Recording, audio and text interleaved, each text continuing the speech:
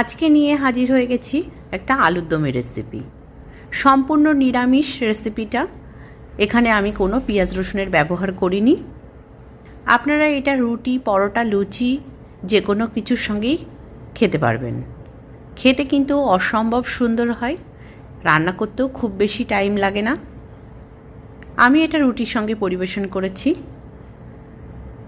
চলুন তাহলে রেসিপিটা দেখে নেওয়া যাক।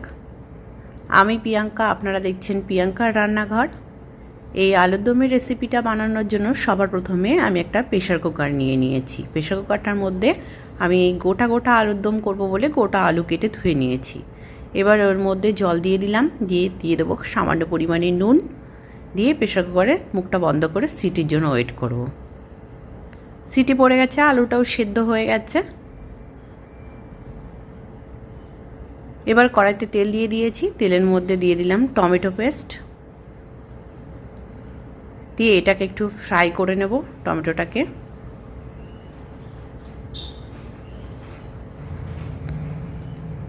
টমেটোটার কাঁচা গন্ধ চলে যাওয়া অবধি এটাকে একটু ফ্রাই করব।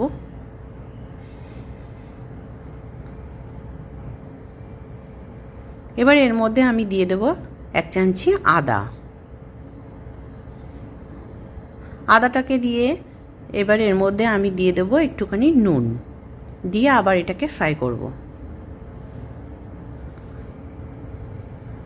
এবার এর মধ্যে দিয়ে দিলাম জিরে, ধনে আর শুকনো লঙ্কা বাটা, দিয়ে মশলাটাকে খুব ভালো করে রেডি করে নেব।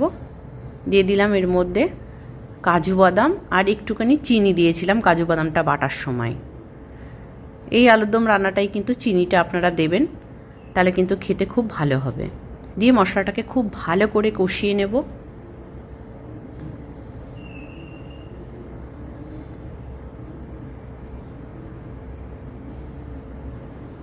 মশলাটা কিন্তু খুব ভালো করে কষাতে হবে। দিয়ে দেব 2-3টে কাঁচা লঙ্কা,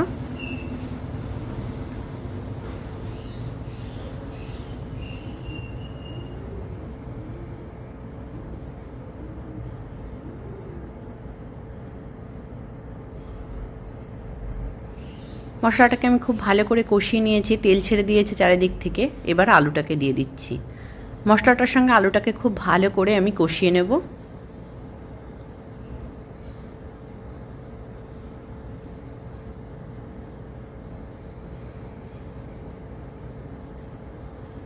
কষানো হয়ে গেছে। এবার এর মধ্যে আমি জল দিয়ে দিলাম।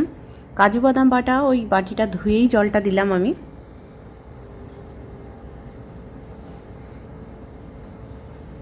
দিয়ে এবার একটু ফুটতে দেবো। ফুটে গেছে। এবার দিয়ে দিলাম ধনে পাতা।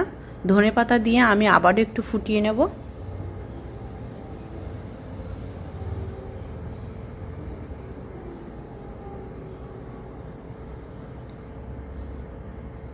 দিয়ে দিচ্ছি এর মধ্যে গরম মশলার গুঁড়ো, আর দিয়ে দেব তেঁতুল ভিজিয়ে রেখেছিলাম সেই জলটা। এই তেঁতুলটা কিন্তু দিতেই হবে। তেঁতুলের এই জলটার জন্য কিন্তু এই আলুর দমের টেস্টটা অনেক ভালো হবে। এটা অবশ্যই আপনারা দেবেন, আর এরকমভাবে অবশ্যই একবার রান্না করুন।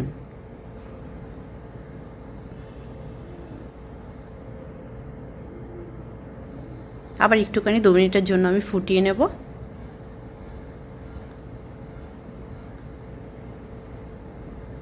ফুটিয়ে নিয়েছি। রান্নাটা কিন্তু হয়ে গেছে। এর থেকে আর বেশি ঝোল কমানোর দরকার হবে না। এটুকুনি এমনিই ঠান্ডা হয়ে গেলে আলুটার গায়েই লেগে যাবে। দেখতে কতটা সুন্দর হয়েছে দেখেই বুঝতে পারছেন আপনারা। খেতেও কিন্তু দারুণ সুন্দর হবে। বাড়িতে অবশ্যই এইভাবে একবার ট্রাই করুন। এবার ধনেপাতা ওপর থেকে ছড়িয়ে দিয়ে পরিবেশন করতে হবে।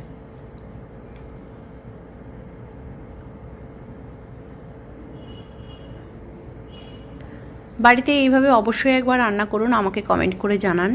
আশা করছি আজকের ভিডিওটা আপনাদের ভালো লাগবে। ভালো লাগলে চ্যানেলটিকে সাবস্ক্রাইব করার অনুরোধ রইল। আজ এই পর্যন্তই, দেখা হবে অন্য কোনো ভিডিওর সঙ্গে।